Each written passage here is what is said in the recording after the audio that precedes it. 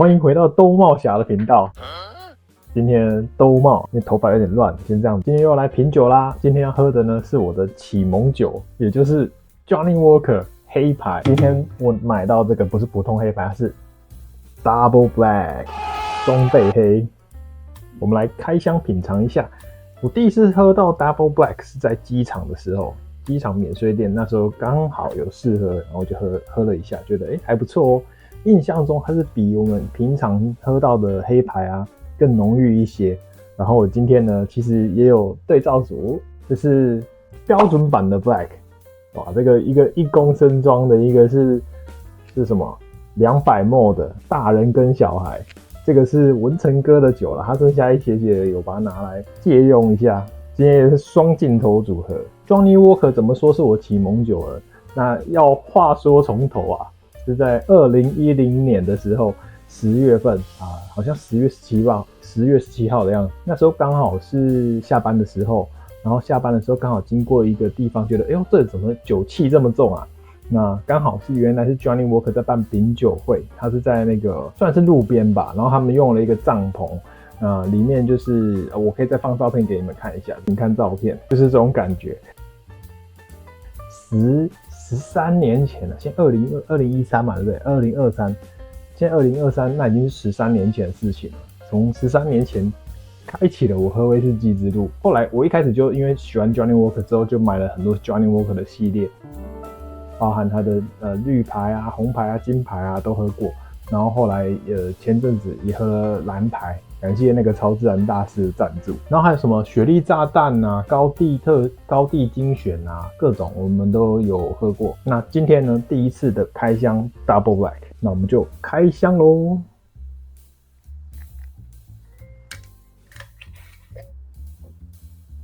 熟悉的味道最对味，倒酒。里面有一只蚂蚁啊！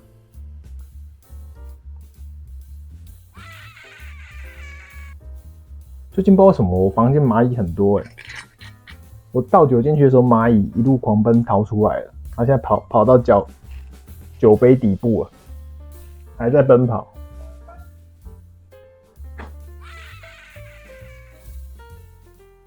好，这杯 Johnnie Walker Double Black， 接着呢，我们再倒上另外一支，这可以放这 Johnnie Walker 黑牌。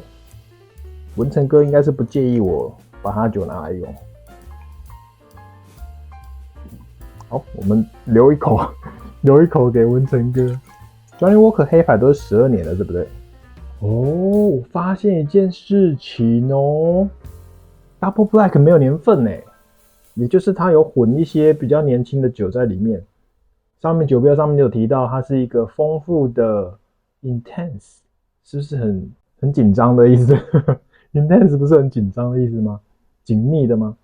然后 smoky blended contesting whiskey， 那个叫啥？烟熏的调和对比的威士忌，是吧？没翻译错吧 ？Matured in deep charred old oak casks， 它是在比较深度的烧烤过的老橡木桶中熟成过。Johnnie Walker 被称为是调和威士忌之王哦。他们酒精浓度就是40度，蒂亚吉欧的，蒂亚吉欧是很厉害，他们到底有没有股票可以买啊？可以投资蒂亚吉欧吗？就酒标上的理解呢，Johnnie Walker 黑牌有12年的陈年，然后如果是 Double Black， 它是没有年份的，也就是它有可能混了一些新酒进去。好，那我们先来闻闻看它们差异如何。我闻到细微的烟熏啊，果香。Johnnie Walker 黑牌它比较有甜的感觉耶，蜜糖味，它比较多蜜糖的味道。然后如果是 Double Black 的话，就是细微的烟熏，然后有一点橡木桶的气息。我发现啊，我不知道因为是不是那个12年，这是12年的那个酒体已经剩不多了，它香气非常绽放非常香甜好，我们来喝喝看咯。我先喝这个好了，还是我先喝谁啊？理论上要先喝这个先放一下啊。Double Black 在这边，一般的在这边，在这边，标标准准的 Johnny Walker 的味道啊，真的是普罗大众的口味。那因为我已经喝了很多的烟熏啊、泥煤威士忌啊，所以其实我觉得这里面的烟熏跟泥煤是低到非常非常低的，反而是果香比较多，像那种蜜饯类的比较多一点，尾韵中等。那如果是 Double Black 可能慎重一点，我来先漱个口，喝个水漱个口。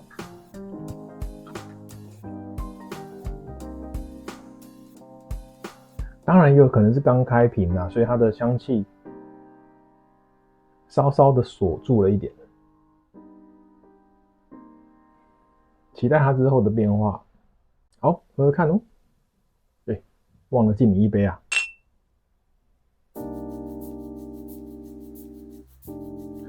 有差欸，它的那个烘烤的橡木的感觉啊，你就是可以喝到一些更多的烟熏感，然后它的酒体是更浓郁一点的，更饱满一些，比较没有像刚才蛇年那么薄。它不是薄啦，就是浓度再更厚，就是浓度在它之上。现在去闻它的那个烟熏味道就很明显，更明显一点，还有它的木质香气。我还喝到那种蔓越莓干的味道。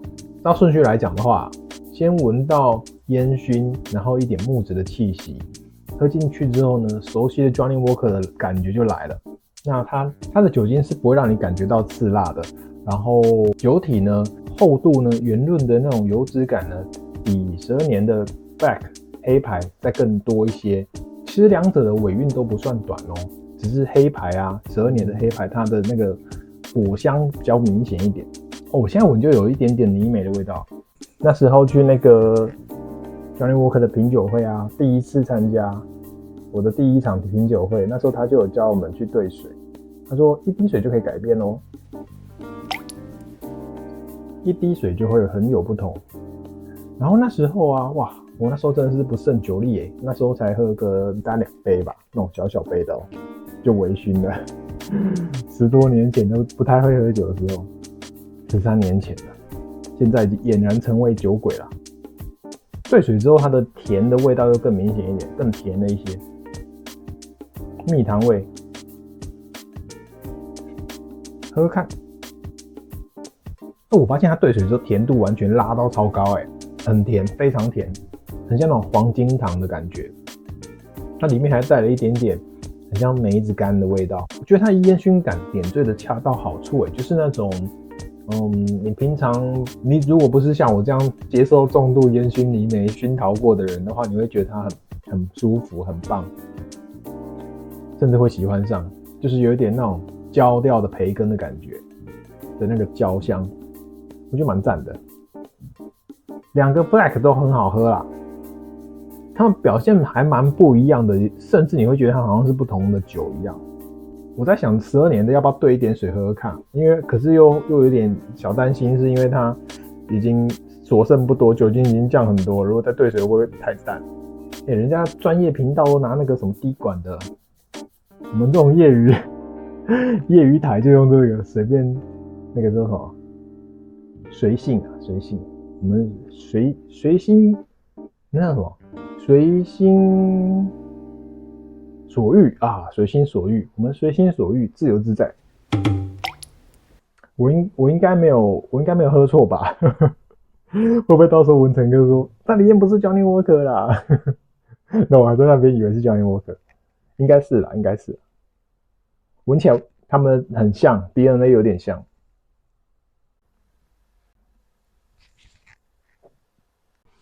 我觉得啊，Johnny Walker 身为我的启蒙酒，尤其是黑牌，从以前喝到现在，始终如一啊。前阵子刚好不是在那个喝酒尬聊的时候，那个我们有在聊说最有印象的一款酒是哪一款嘛？然后那时候我就说，我最有印象的是 Johnny Walker 黑牌，因为它是我启蒙酒。然后现在的话呢，我不知道是不是因为经过岁月的洗礼啊，还有前阵子那是各种魔王等级的那个威士忌的轰炸之后啊，我现在喝 Johnny Walker 黑牌，我会觉得好像，少了一点什么，就是一个熟悉的好味道，但是就觉得说不够让我震撼。不过它也不是本来就不是要让你震撼的一款酒啦，也不会有说什么很惊喜、很惊艳的地方，但是它就是真的是一个你平常想要没有压力的小酌一下的时候的一个好选择。毕竟它价格也不是最贵的。会不会有人不知道什么是调和威士忌啊？调和威士忌就 blended whiskey， 就是它是用不同酒厂，像 Johnny Walker 它就是采用比如说他从艾雷岛拿了一些酒啊，他是拿谁的酒啊？是拿谁的啊？我有点忘了，是卡利拉吗？好像是卡利拉跟忘了，反正就是他拿艾雷岛的酒，然后还有拿不知道哪里的酒，高地的也有，然后各种不同酒厂的威士忌去调和，做成他们家的酒。然后如果是像 Single Malt， 那天我们不是在争论说，他还要用什么去调？没有，就是那个纪莲娜那一款，它就是真的是自己的独立他们单一酒厂做出来的酒，他们可能不同的酒桶去调，但是它只要是单一酒厂，他们的酒厂出来的，都会称为是 Single Malt。然后还有谷物威士忌，就是包含了用那个玉米啊，然后还有什么啊？反正我们不是知识台啦。一句话打死，我们是知性品饮频道，我们没有要讲那么多知识的。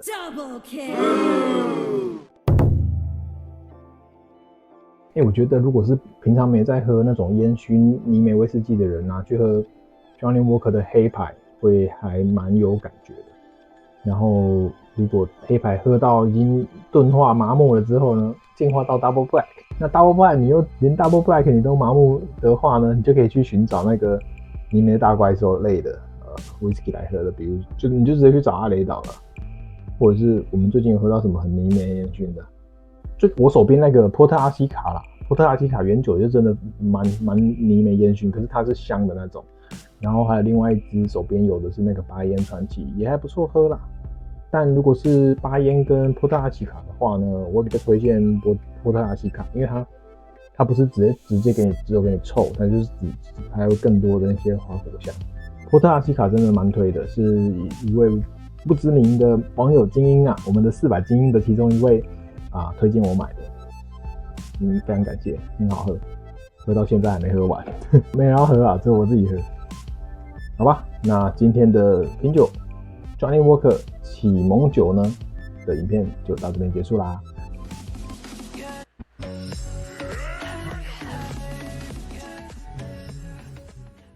下面进入杂谈的时间，今天真的是好好聊一聊啊。自从我把那个面线频道的后面的杂谈砍掉之后啊，我就可以随心所欲啊，把我的一些生活感想体验呢搬到这里来讲。只是换一个位置，喝酒尬聊。这一步到底要算什么？到底是要算开箱 Johnny Walker 黑牌，还是要算是喝酒尬聊单元啊？这是个好问题。好，没关系，到时候就知道了，到时候剪出来就知道了。今天想聊什么呢？今天想聊一件大事啊！我要成为没网路达人了。什么叫没网路达人呢？就是我今天去把我的那个，因为手机合约刚好到期了，然后我就把我的手机换成了易付卡。就是我很多年前其实就有一段时间是用易付卡的模式在生活，就是没有网路，身边没有网路这样子。我现在又恢复了没有网络的生活啦。因为我觉得我那时候就跟桃子姐讲说，我没网络咯，然后她就跟我讲说，这样有比较好吗？然后我就说，什么意思啊？然后我就说，没有比较方便啊，不可能会比较方便，是更不便啊。但是我没有网络有一个用意，就是为了要戒掉网络啊，因为我觉得我实在太依赖网络了。我有事没事就想要刷手机，然后看 YouTube， 然后Netflix 啊 ，Netflix 上面一堆剧，然后我以前是不看剧，因为我觉得看剧太杀时间，太浪费时间了。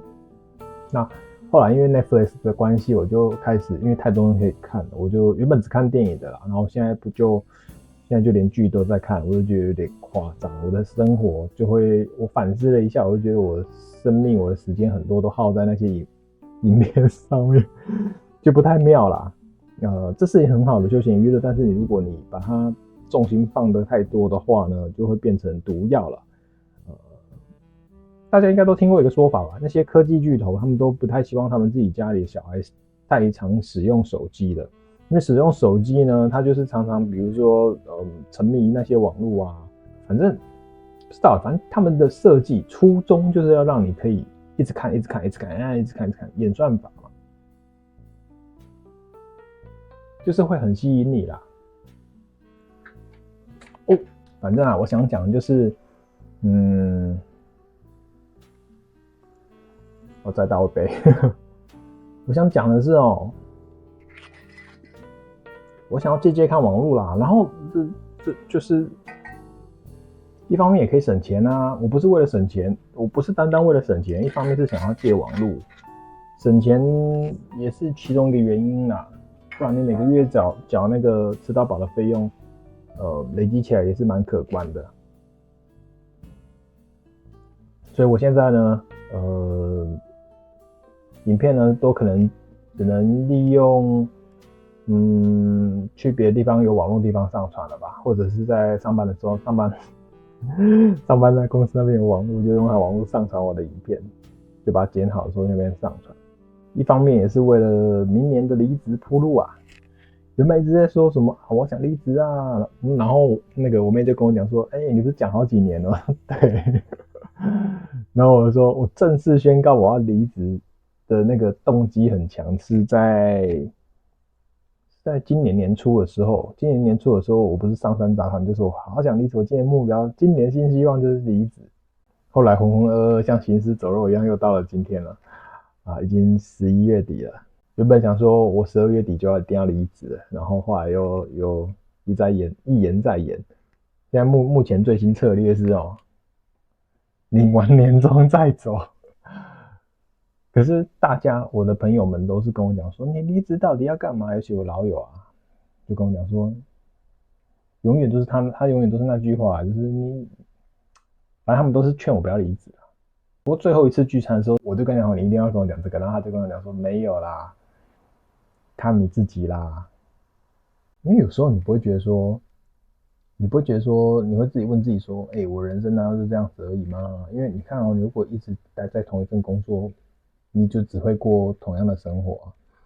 然后我今天去把我的那个手机啊，把吃到饱改成预付卡没网络状态的时候，刚好跟那个手机店老板娘聊了天一下，然后他就跟我讲说，他其实也是有朋友类似，在他真正离职之前呢，他还是有先做他自己的副业啦，然后借由他自己的副业稳固之后呢，再考虑要不要离职，考虑而已还没离耶，好强但他已经做得不错了，就是他的那个副业是做那个，我听他说他是做露营的，就是可能他有一块地方，一个山区，然后他跟那边的老板租了地，然后就是去那边办活动，然后就是让人家可以去那边，那些都市人啊，享受一下乡下的生活，然后还蛮不错的，就是布置得很好啦，就晚上有可能萤火啊，或者烤肉啊，然后他们也有用一些灯啊，然后就漂漂亮亮的啊，就是会有一点那种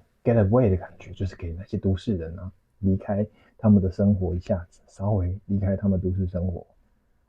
可是那个老板娘讲很好笑她说，他就只是换个地方住，平常是住旅店，然后现在是住在那个帐篷里面，因为他的生活的东西没有什么困难的，就是他去到他那个朋友那边露营，因为他都帮他准备好了，比如帐篷啊，还是那些用具设备啊，他们都准备好了，他就享受就好了。那享受使用者付费啦，但是还是有花钱的，可是其实也不算贵啊，我觉得。因为你看如果你真的自己要去准备场地、准备那些东西的话，其实也要花不少钱。像我自己就会小的小露营嘛，那我这样自己那样买那些东西也是一笔消费啊。就是我自己买那个小帐篷，才用几次啊，用不到10次一直想要找机会用，还有买了就要用啦。说到买东西啊，今天的尬聊是那个一样是随机尬聊，我没有准备。说到没有准备，其实我有那个 Johnny Walker 的那个资料，我在我断网之前把资料拉下来，资料补充，这是从网络上找到的资料Double Black 呢，网络上面的介绍是说，它出自纯黑更纯黑，主要呢带来浓厚的烟熏风味，倍显它的纯黑美学。然后他说 Johnny Walker 黑牌12年威士忌是1909年诞生的，是 Johnnie Walker 系列中最原创的经典产品。它层次丰富的独特口感深受世人喜爱。现任的首席调酒师 Jim Beveridge 为了喜爱浓厚强烈风味的消费者，再度挑战自我，以精湛的调和工艺融合更强劲自然烟熏的西岸威士忌。西岸威士忌什么意思啊？与熟成于烘烤橡木内的威士忌，创作出口感跟风味深邃强烈的 Johnnie Walker 黑牌 Double Black 纯黑限定版。然后他说，首席调酒师 Jim Beveridge 表示，这是一个完全崭新的产品，不仅口感不同，也将带给消费者更为惊叹的品饮经验。然后他说，这个Double Black 在2010年的 World Whisky Masters Award 获得了 World Whisky Master 殊荣。念完了，这样也算有资料吧？不要说都没给资料。说回来，刚才没讲完的买东西，我最近买了啥，你知道吗？我买了 GoPro 11耶。因为我本来想说啊，大立光，如果赚够钱的话呢，我就来买那个 iPhone 15的 Pro Max， 那只要4万多块钱。然后后来因为那个大立光啊涨太慢了，我受不了啦，就决定把它砍了。我把它砍掉之后呢，小赚一点，大概赚2万块左右啦。然后我就想说，好吧，那就用2万块来当做我的预算去做那个购机计划。然后波宇一直跟我讲说，你去买三星啦，三星很赞欸。我说确实三星还不错欸。可我想来想去，我的目的到底是什么？我的目的是为了要录影啊。然后所以最后决定说，干嘛不买 GoPro？GoPro 是专门拿来录影用的，我不需要为了要录影然后特别去买一只手机，对不对？因为我现在的手机没坏啊，所以我不一定要有手机啊。但我希望可以再稍微提升一下我的录影的品质啊。所以我决定呢，最后考虑到最后就是不然买 GoPro 好了啦。对，我已经买了，所以下次的影片有机会你可以看到 GoPro 录出来的东西。要不要拍 GoPro 开箱啊？我觉得好像可以拍欸。再讲5分钟就结束吧，因为我手机刚好快没电了。最近还有发生什么事吗？感觉是不是要今天真的很冷欸，外面骑摩托车我穿这样子在外面超冷的，很冷，都已经开始在穿厚外套了。没有网络的生活啊，就是我觉得就是可能没办法很及时的查资料吧，因为有时候我们有些东西啊就想要就是有一些疑问就想要手边马上一查，但没有网络就没办法查。不过也没关系啦，就是我觉得返璞归真嘛，我们当年也是没有网络这样活过来的，为什么变成现在那么依赖网络呢？依赖网络有好有坏啊，只是我觉得我也想要把它砍掉，是因为我觉得它占用我太多时间了，真的，网络成瘾患者，各种啦，各种你们想象得到的那个网络会做的行为我都会做，几乎啦。不要想歪哦，差不多就这样子了吧。今天的内容有内容吗？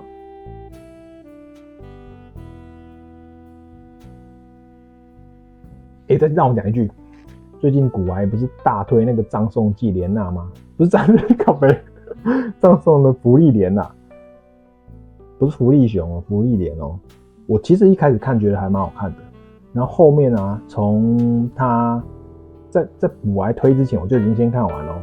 我不是因为他才看，我之前就看完，我是动漫控，算是动漫控啦。然后我就觉得还不错看，尤其是看到他跟那个会拿一个天平的那个女妖魔的那个叫什么去了，审判的天平还是什么的。然后你的魔力如果更强的话，对方就要听命于你的一个魔王啦，其中一个魔王。那一集就是他那个福利莲，